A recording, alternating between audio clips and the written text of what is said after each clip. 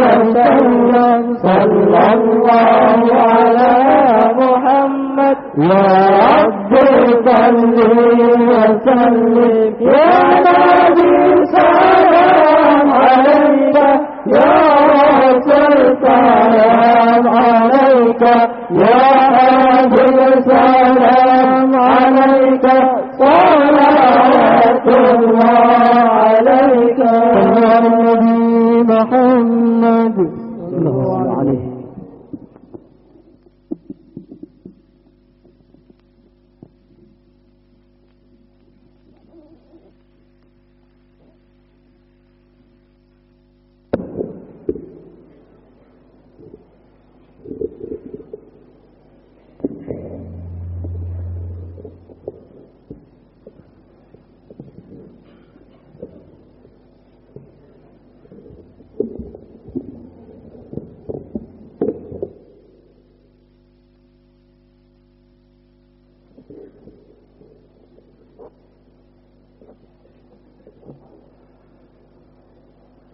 Assalamualaikum warahmatullahi wabarakatuh.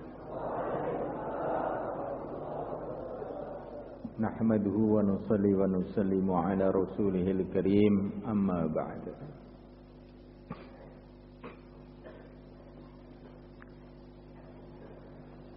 Santri-santri semua, di dalam Al-Quran ada pelajaran buat semua keadaan.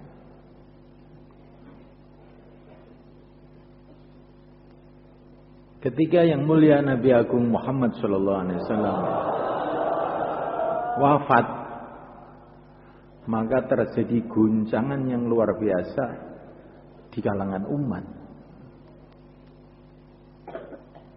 Bagaimana tidak guncang sedangkan matahari telah tenggelam?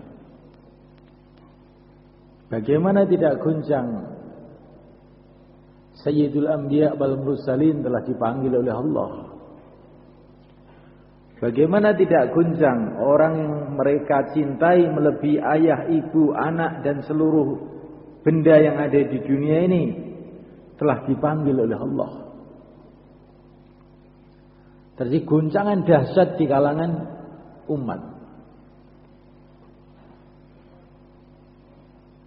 Maka Sayyidina Abu Bakar As-Siddiq radhiyallahu ta'ala anhu berdiri tegak sambil beliau membaca ayat, "Wa ma Muhammadun illa rasul qad khalat min qablihi ar-rusul afa imma ta'u qutilan qalabtum ala a'qabikum faman yanqalib ala aqibaihi falan yadurrallaha syai'a." Wa man yanqalib ala aqibaihi falan yadurrallaha syai'a wa sayajzillahu syakirin. Tidaklah baginda Muhammad alaihi salatu wasallam kecuali seorang rasul. Sudah banyak rasul-rasul sebelum beliau telah dipanggil oleh Allah. Apakah kalau nabi wafat atau terbunuh, kamu akan berbalik menjadi kafir lagi? Kalau kamu berbalik menjadi kafir, tidaklah kamu membahayakan Allah, tapi kamu mencelakakan diri kamu sendiri. Maka ketika ayat itu dibaca, para sahabat itu langsung terbelalak, seolah-olah belum pernah mendengar ayat itu. Sampai Sayyidina Umar radhiyallahu ta'ala anhu pun terbelalak. Kayak baru pertama saya mendengar ayat ini. Sebelum Rasulullah wafat, Allah sudah berfirman, "Afa immata aw qutila?" Apakah kalau baginda Muhammad wafat atau terbunuh, kamu akan balik kepada kufur? Kalau kamu balik kepada kufur, kamu tidak membahayakan Allah, tapi membahayakan diri kamu sendiri. Tapi kalau kamu terus di dalam jalan Rasulullah SAW, Walaupun Rasulullah sudah dipanggil oleh Allah, wa sayajillahu syakirin, Allah akan balas orang-orang yang syukur. Maka langsung sahabat jadi tenang. Tadinya bingung jadi tenang. Memang sebelum Rasulullah wafat, Allah sudah mengatakan beliau mau wafat. Bagaimana lagi? Memang sudah keputusan Allah begitu. Nabi-nabi yang dulu pun wafat. Sekarang tanggung jawab kita semua untuk meneruskan perjuangan beliau. Ayung qasuddin wa ana hayy. Apakah agama akan dikurangi sedangkan saya masih hidup? Terus perjuangan berjalan lagi, tersebar agama sampai ke negeri kita ini, sampai kemana-mana di seluruh alam.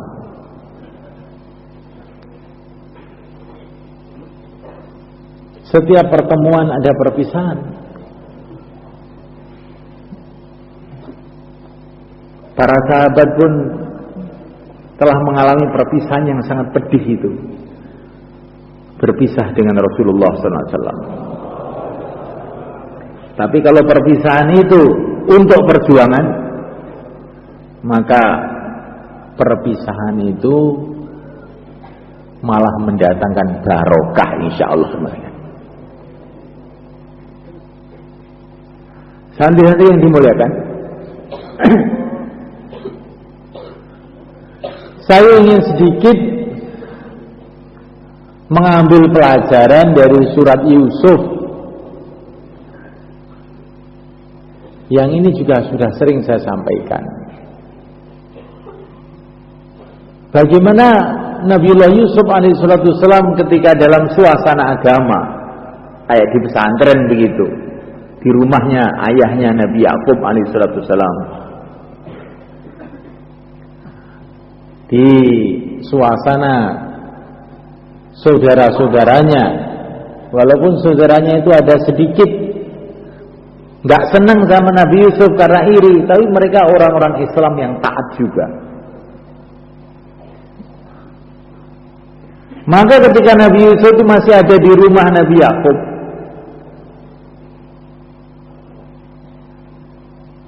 bersama keluarganya, maka tidak ada gangguan apa-apa. Tenang, nggak ada gangguan apa-apa. Itu sudah sunnatullah. Kalau orang tua itu ada, itu memang jadi tenang. Nanti kalau orang tua itu nggak ada, itu terus jadi gegeran. Itu sudah begitu itu di mana-mana itu. Maka kamu hati-hati.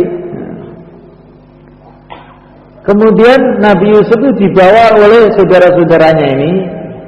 Waktu itu Nabi Yusuf belum jadi nabi. Dibawa saudara-saudaranya untuk keluar rumah ke hutan, berpisah dengan kiainya. Mulai Nabi Yusuf digebuki di situ. Padahal ini sama-sama santrinya ini digebuki. Tapi tidak ada arah mau membelokkan Nabi Yusuf ke jalan yang buruk, itu nggak ada. Hanya digebuki aja. Kemudian Nabi Yusuf dibuang ke Mesir. Nah, di Mesir ini kiainya nggak ada, sama-sama santri juga sudah nggak ada. Suasana betul-betul suasana kekufuran di Mesir itu. Mulailah di sana Nabi Yusuf diganggu agamanya. Muncullah makhluk yang namanya Zulaikha.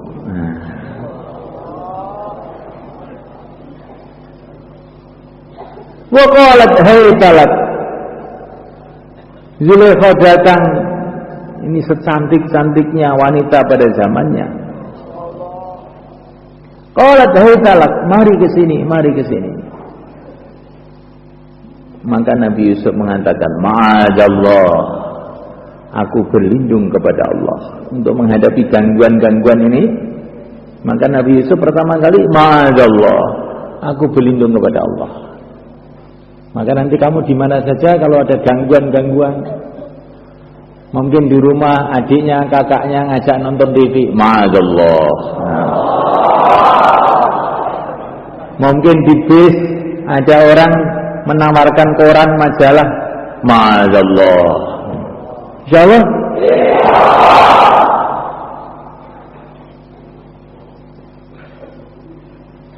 Saya tidak bicara masalah Zulaikha karena santri putri banyak yang tersinggung. Ya.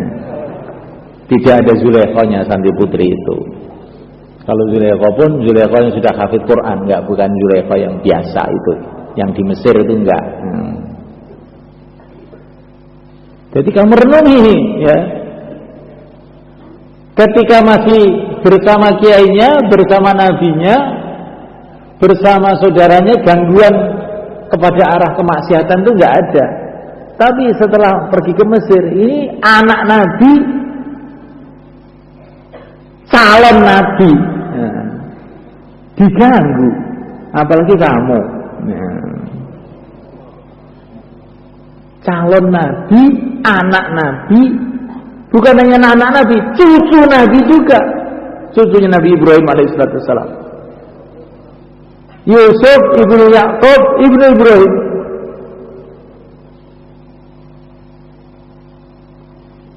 Coba semuanya diganggu, apalagi kita. Tapi kalau ada gangguan, ma'adzallah, pertama kali doa, kemudian yang kedua kali dakwah, innahu rabbi ahsana mathwaya.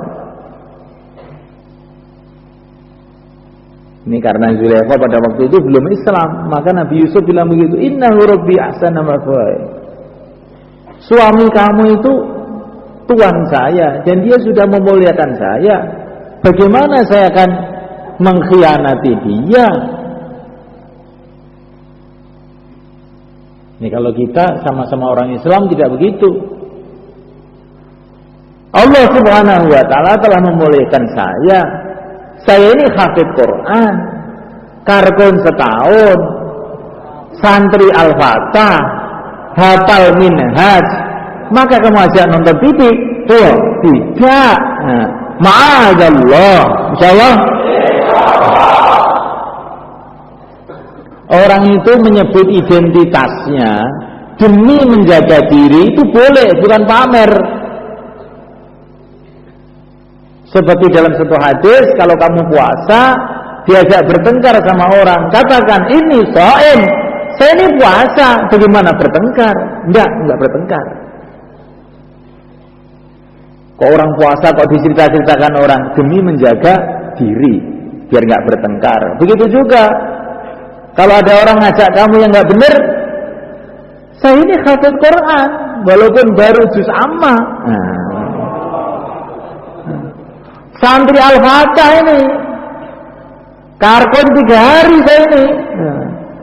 Saya ingin mendaftarkan diri untuk ahli surga, mau mendaftarkan diri untuk penerus Rasulullah SAW, mau mendaftarkan diri jadi ulama. Bagaimana kok dek kamu ajak saya nonton TV? Ma'adzallah. Baru kamu benar kalau begitu. Kalau kamu tidak begitu, tidak benar. Insyaallah. Kemudian pelajaran kedua, Nabi Yusuf itu ketika diajak maksiat sama Zulaikha itu, beliau doa, Rabbi sijnu ahabbu ilayya mimma yad'unani ilaih. Ya Allah, lebih baik aku di penjara daripada mengikuti ajakan orang-orang yang ngajak maksiat ini. Jadi begitu Nabi Yusuf. Kalau sekarang banyak orang masuk penjara karena jahat, tapi kalau Nabi Yusuf masuk penjara karena ingin selamat dari kejahatan. Penjarakan diri kamu, khususnya santri putri ini. Kalau di rumah ini banyak macam-macam sekitar kamu, Rabbi sijnu ahabbu ilayya ma yad'unani ilaih. Ya, kamu penjarakan diri kamu ke rumah saja, jangan keluar-keluar kemana-mana. Insyaallah. Ya nggak apa-apa. Laki-laki juga kalau diajak itu lebih baik kamu penjarakan diri kamu di masjid. Kalau perempuan penjarakan dirinya di rumah. Itu tertib Nabi Yusuf itu. Penjarakan di masjid aja. Insyaallah. Terus di penjara itu beliau punya 2 teman. Ceritanya kamu sudah tahu. Dan temannya ini ketika mau keluar penjara, dan temannya ini sudah tahu mukjizat-mukjizat Nabi Yusuf itu sudah tahu. Sudah kena dakwahnya Nabi Yusuf. Temannya ini dipesan sama Nabi Yusuf, kalau kamu nanti keluar penjara, saya pesan ya, laporan sama Raja Mesir. Di penjara ada orang yang nggak bersalah di penjara. Ini perjalanannya pengikut-pengikut yang mulia Nabi Agung Muhammad SAW. Ini rombongan neruskan rombongannya para sahabat, neruskan rombongannya Syekh Mu'ainuddin Al-Justi, meneruskan perjalanannya Wali Songo. Maka perjalanan ini kita harap akan mendatangkan barokah, mendatangkan hidayah kepada diri kita dan umat. Insyaallah.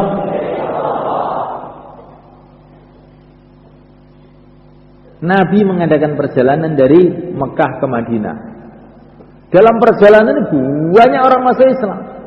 Bukan beliau ini nanti kalau sudah sampai di Madinah, saya buat masjid, nanti saya di sana mulai program. Enggak. Nabi itu programnya setiap saat, di mana saja, kapan saja, dengan siapa saja. Maka dalam perjalanan ini pun banyak sekali orang masuk Islam.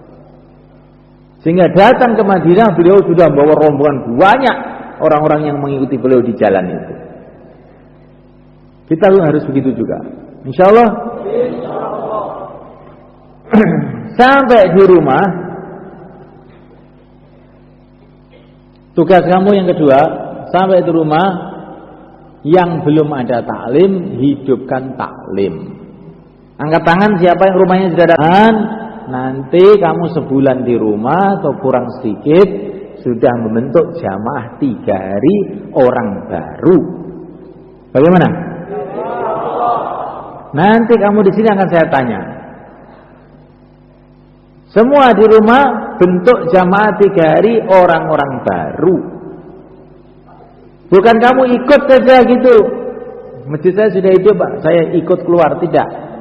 Kamu bentuk jamaah orang baru bersama orang-orang lama di masjid kamu. Insyaallah. Santri-santri putri, coba kamu pikirkan, kalau ibu kamu belum pernah keluar atau ayah kamu belum pernah keluar, nanti selama 1 bulan kamu dekati mereka, kamu ceritakan bahwa keluar itu sangat nikmat, sangat penting, banyak barokahnya. Mereka supaya keluar 3 hari, musyawarah dengan orang-orang di masjidnya. Kalau tidak ada, di daerah-daerah lain yang sudah ada, insya Allah bisa dihubungi itu semua. Insya Allah, Santri Putri. Nah, jadi ini kamu pulang untuk berjuang ini, bukan untuk pulang. Ini sudah lama nggak ketemu ayah, nggak ketemu ibu, sudah lama nggak makan panggang ayam, sudah lama nggak makan lobster. Ini orang NTT. Ya. Saya mau habiskan ikan di seluruh pantai NTT. La haula wala quwwata illa billah. Ini bukan perjalanan seorang dai, perjalanan seorang koki.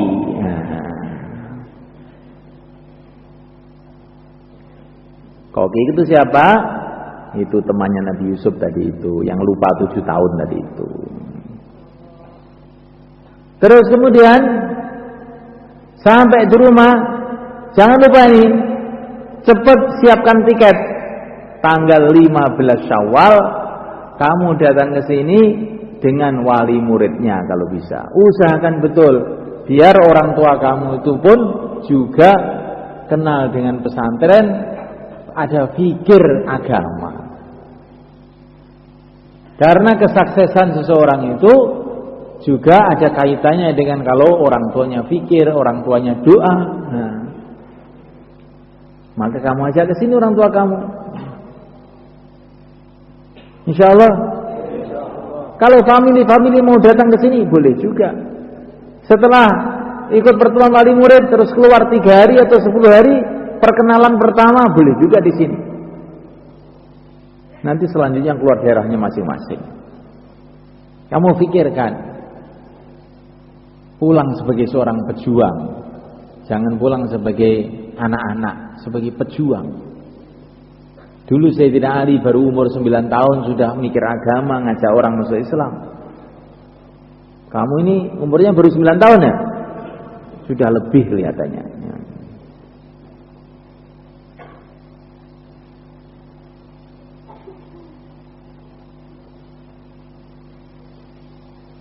Sudah cukup? Ini diingat-ingat ya. Coba sebelum meninggalkan masjid ini diulang 3344.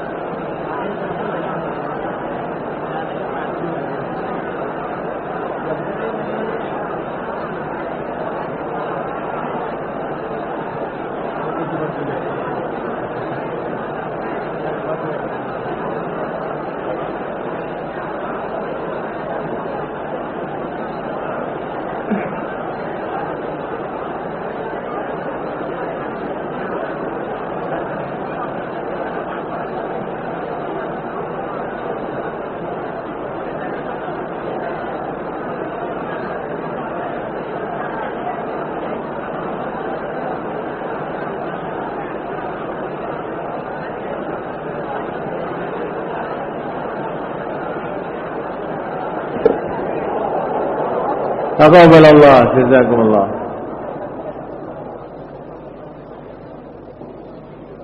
Tanggal 15 Syawal itu hari apa? Hari Kamis. Hari Kamis. Nah, ikut tanggalan Al-Fatah itu. Hari Kamis. Ini Kamis pagi, nanti sudah semua di sini. Hari 15 Syawal itu. Kalau kamu datang tepat waktu, ini sudah satu nilai yang tersendiri. Berarti kamu disiplin. Kalau orang disiplin ini biasanya itu sukses. Apa saja yang nggak disiplin, belum ada ceritanya sukses. 15 ya? Hari Kamis ya? Gimana Pak Bagas? Betul? Nah, hari Kamis. Kemudian ini tugas khusus untuk kamu. Nanti kalau di rumah usahakan khususi kepada alumni Al-Fatah yang ada di kampung kamu dan sekitarnya. Ini untuk santri putra maksudnya. Santri putri nggak boleh khususi gitu. Santri putra. Nah.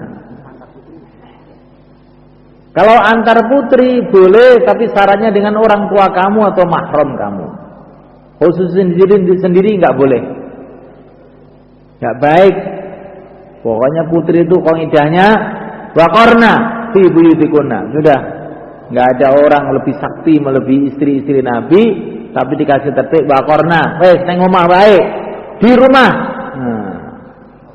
Kalau keluar mesti pakai mahram. Saya ini iman saya sudah kuat Pak Kiai, jadi nggak usah pakai mahram, nggak apa-apa. Iya, mahramnya setan. Nah. Mahramnya setan. Nah. Iman kuat, beletok. Nah. Itu namanya beletok. Nah. Jadi semulaikan Allah Ta'ala adakan khusus santri-santri alumni, baik alumni potolan maupun alumni beneran. Maksudnya selesai daurah, selesai takhusus, kamu khususi. Atau yang baru 1 tahun di sini pergi, berapa bulan di sini sudah pergi, nah, kamu khususi.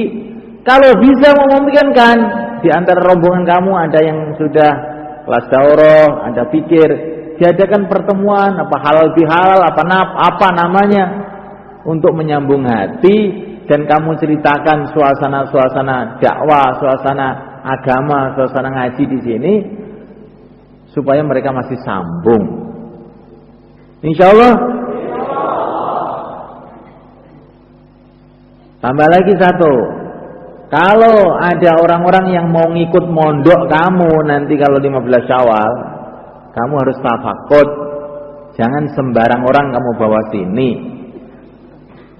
Orang yang betul-betul waras zahir batin kamu bawa sini.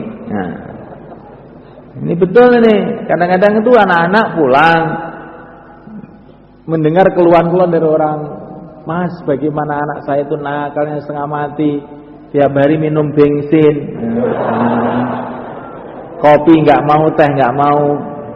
Oh mudah, bawa aja ke Temboro, insya Allah sembuh nanti. Jangan begitu ini. Ini Temboro bukan untuk rehabilitasi orang semacam itu. Temboro ini orang mau dijadikan kiai. Nah, kalau minumnya bensin bagaimana nanti? Nah, insya Allah.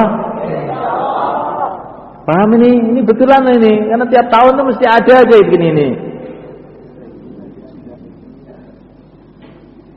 Jadi orang-orang yang kira-kira mampu untuk ikut program itu boleh. Tapi kalau tidak, terus jalan keluarnya bagaimana? Jalan keluarnya kamu musyawarahkan dengan orang-orang dakwah di kampung kamu, di halaqah kamu. Ini orang ini bagaimana? Apa bisa diajak keluar atau mereka disibukkan di makomi? Yang mana yang kira-kira sesuai? Jadi pondok ini bukan untuk itu. Pondok ini mau mendidik orang-orang jadi kiai, mau jadikan hafidz Quran, hafal Bukhari, Muslim. Nah, bukan sembarangan ini. Ini orang sehat saja kadang-kadang mumet sampai sini. Apalagi orang mumet, tambah mumet lagi. Ya. Insya Allah ya.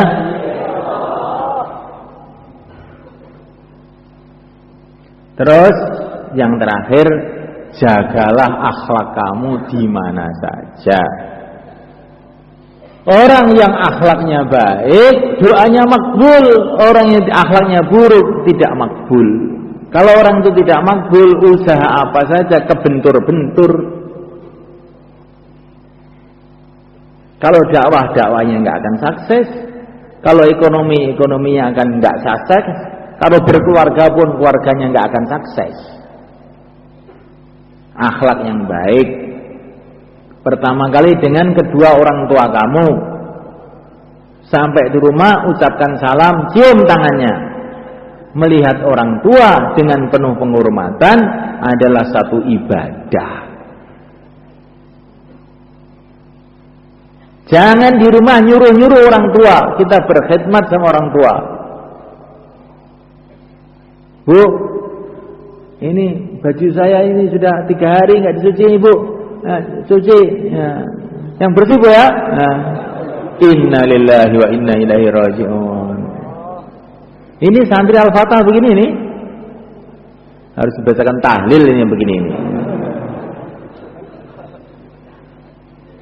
Di rumah bantu ibunya, bantu ayahnya, ngepel rumah, pekerjaan-pekerjaan rumah kamu ikut.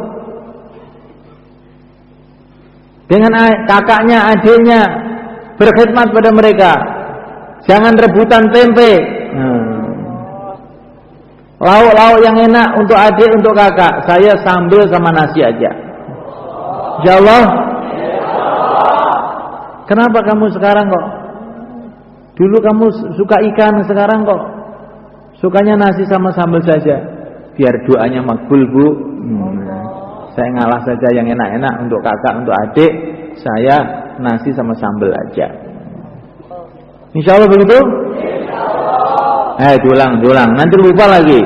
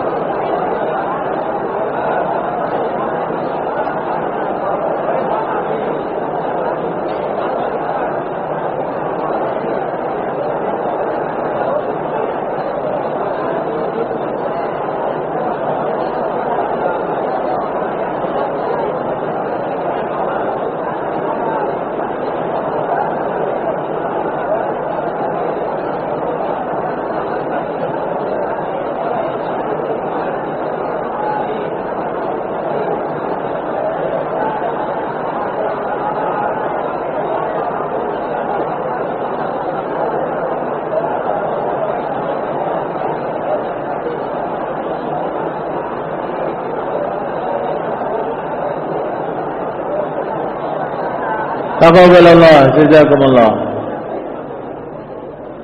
Alhamdulillah. Ini pesan dari Pak Bet ini. Yang masih ada urusan dengan kantor, selesaikan urusannya dulu dengan kantor. Karena dalam kitab fikih itu orang kalau masih punya utang nggak boleh pergi sebelum dapat izin dengan yang mengutangi. Kita mau mengamalkan ilmu yang kita pelajari itu. Sebetulnya kantor nggak perlu apa-apa. Tapi kita semua perlu mengamalkan ilmu yang sudah kita pelajari. Nah, jangan bludas-bludus. Apa bludas-bludus itu? Kamu pikirkan perjalanan saya ini sesuai dengan syariat apa enggak? Kalau sudah punya utang nggak izin dengan yang mengutangi, itu perjalanan kamu tuh nggak boleh, dosa itu. Kamu tanya Pak Jurohim nanti kan begitu. Mufti-mufti itu tak khusus fikih itu ada nggak di kitab fikih begitu itu?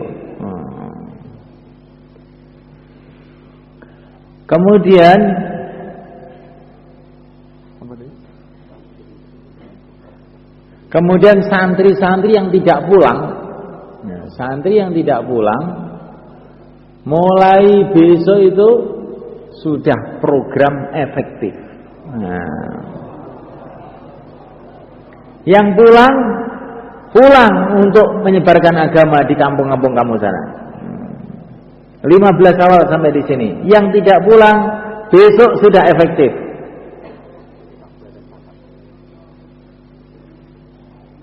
Karena apa?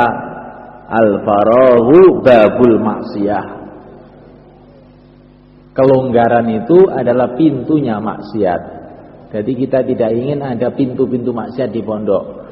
Begitu yang pulang-pulang, yang di pondok langsung program. Nanti 18 ini hari Sabtu sudah ada sanlat lagi. Maka yang tidak pulang itu bertanggung jawab untuk memikirkan anak-anak SMA, STM apa-apa yang akan keluar 3 hari itu. Jadi ada aja programnya ini di sini.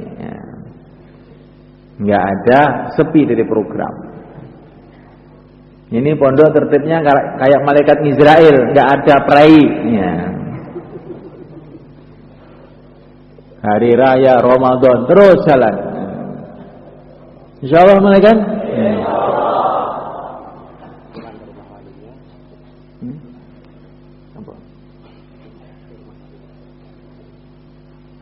Pulang langsung ke rumah walinya. Jangan ada anak-anak rumahnya Sulawesi kemudian pulangnya ke Bluro, nggak usah. Pulang ke rumahnya sendiri-sendiri. Kalau nggak ke rumahnya sendiri, sudah di sini aja bersama Nabi Yakub.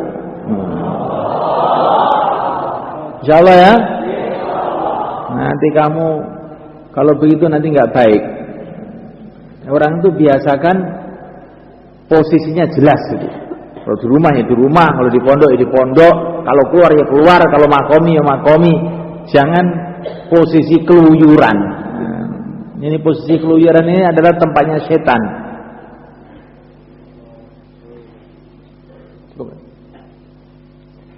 Al-Fatihah.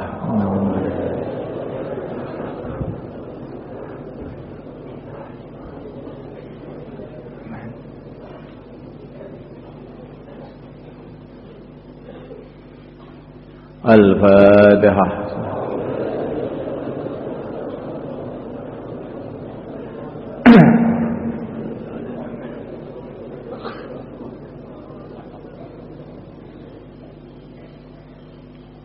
Allahumma salli salatan kamilah wa sallim salaman tamman ala sayyidina Muhammadin alladhi tanhallu bil uqadah وتنفرج بالقرب وتقضى بالحوائج وتنال بالرغائب وحسن الحوادث بسسر الغمام بوجه الكريم وعلى آله وصحبه في كل لمحة ونفس مع عدد كل معلوم لك. اللهم صل صلاة كاملة وسلم سلاما تاما على سيدنا محمد الذي تنحل بالعقد وتنفرج بالقرب وتقضى بالحوائج وتنال بالرغائب وحسن الحوادث ويستسقى أمام بوجه الكريم وعلى آله وصحبه كل لمحة ونفس مع عدد كل معلوم لك. اللهم صل صلاة كاملة تنحل بالأوقات وتنفرج بالقرب وتقضى بالحوائج وتنال بالرغائب وحسن الحوادث ويستسقى أمام بوجه الكريم وعلى آله وصحبه كل لمحة ونفس مع عدد كل معلوم لك. مولاي صل وسلم دائما أبدا على حبيبك خير خلق كل هو الحبيب الذي ترجى شفاعته لكل هول من الأول مقتحم. مولاي صل وسلم دائما أبدا على حبيبك